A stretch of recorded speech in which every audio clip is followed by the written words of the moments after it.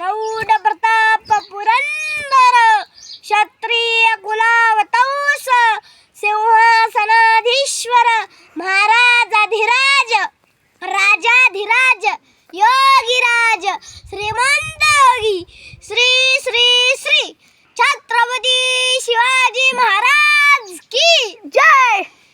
स्वराज्य रक्षक छत्रपती संभाजी महाराज की जय। जय जिजाऊ जय शिवराय जय जिजाऊ जय शिवराय हर हर महादेव हर हर महादेव। छत्रपती शिवाजी महाराजांच्या पदस्पर्शाने पावन झालेल्या या भूमीत मला शिवरायांविषयी बोलण्याची संधी दिल्याबद्दल आयोजकांचे आभार। नमस्कार, मी मानव सोमनाथ मोरडे। माझे शाळेचे नाव बसवेश्वर हायस्कूल मुस्ती। मी इयत्ता 5वीचा विद्यार्थी आहे। महाराष्ट्राचे आराध्यवत भूपती नृपती पृथ्वीपती परामप्रतापी प्रगल्भ बुद्धिमान विज्ञानिष्ठ जगविख्यात विश्ववंदनीय राजाधिराज योगीराज श्रीमंत योगी छत्रपती शिवाजी महाराजांना या मावळ्याचा मानाचा मुजरा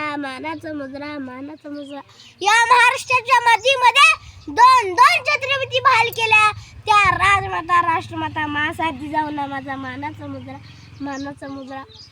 जोपर्यंत चंद्र सूर्य राहतील तोपर्यंत छत्रपती शिवाजी महाराजांनी छत्रपती संभाजी महाराज तुमच्या माझ्या काळामध्ये जिवंतच राहतील। ही सगळ्यात महत्त्वाची गोष्ट।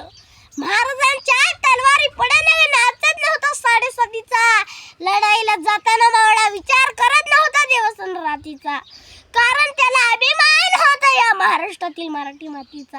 65 किलोची तलवार वाकवतो, त्याचं नाव असाजी 2000 जणांबरोबर एकटा खिंड लढतो, त्याचं नाव बाजी हात तुटला तरी लढतो, त्याचं नाव तानाजी 8 तासामध्ये दिल्लीहून पुण्याला घोडा आणतो, त्याचं नाव संताजी 1.5 तासामध्ये दुश्मनाचा तंबूला काप करतो, त्याचं नाव धनाजी वाघाला एकटा फडतो, त्याचं नाव संभाजी आणि या सगळ्यांना घेऊन स्वराज्य निर्माण करतो, त्याचं नाव शिवाजी।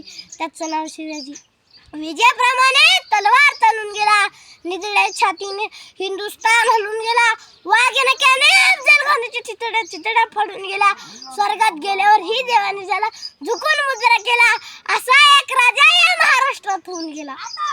अरे मुलगी जन्माला आल्यावर ती हत्यारे बसून साखर वाटणारा माझा हा महाराष्ट्रात गर्भपात करायला लागलाय, स्त्री परस्त्रीलाही समान मानणारा माझा हा महाराष्ट्रात बलात्कार करायला लागलाय। सांगा दादांनो कशी उमलतील फुलाशा कळ्या तोडल्यावर, कशी उमलतील फुलाशा कळ्या तोडल्यावर, सांगा कसा लागेल दिवाळीच्या पंत्या फोडल्यावर, सांगा कशा घडील जिजाऊ अशा गर्भातच मुली मारल्यावर।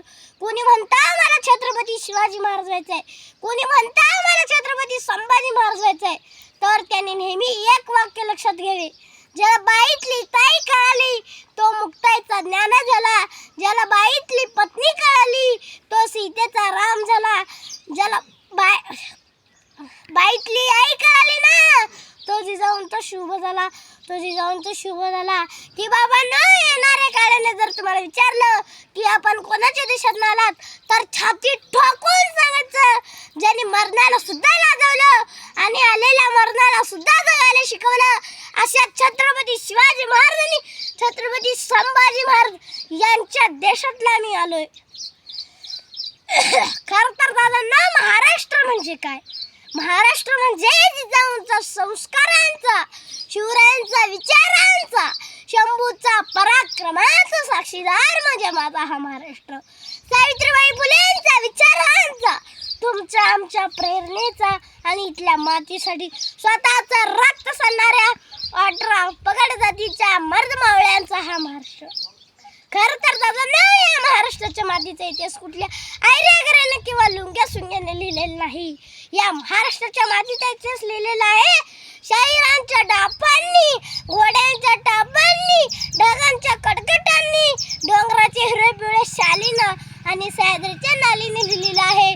म्हणून तर 350 वर्षानंतरचा आमचा इतिहास ओरडून सांगतोय, आई कशी असावी याचा ज्वलंत जिवंत कीर्तिवंत आणि भारत म्हणजे महासाथी जाऊ. आमची संस्कृती काय, आमची अस्मिता काय, आमची जबाबदारी काय आणि आमचा वारसा काय. अरे कसल्या मौतीनं मरतोय मी. महाराष्ट्रातली पोरांनी मरावं पण मरणार नाही सलाम ठोकावं.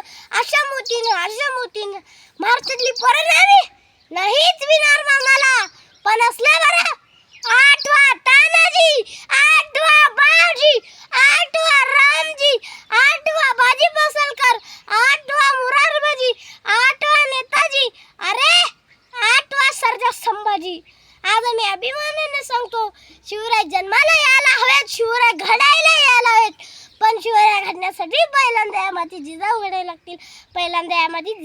लागतील. ही सगळ्यात मोठी वस्तुस्थिती. खरं तर या जगातला सगळ्यात मोठा मॅनेजमेंट गुरु जर कोण असेल तर ते छत्रपती शिवाजी महाराज आहेत. कारण छत्रपती शिवाजी महाराजांनी सॉल्ट एनालिसिस केलं. सॉल्ट एनालिसिस म्हणजे काय? राजांनी लिंबू टिंबू पोरं गोळा केली, त्यांच्या हातात शस्त्र दिली आणि सांगितलं की आपल्याला स्वराज्य उभं करायचं आहे. दादांनो, राजांनी कुठे चौकात बॅनर लावले का दादांनो की सैनिक भरायचे म्हणून? राजांनी कुठे ढोल ताशे बनवलेत का?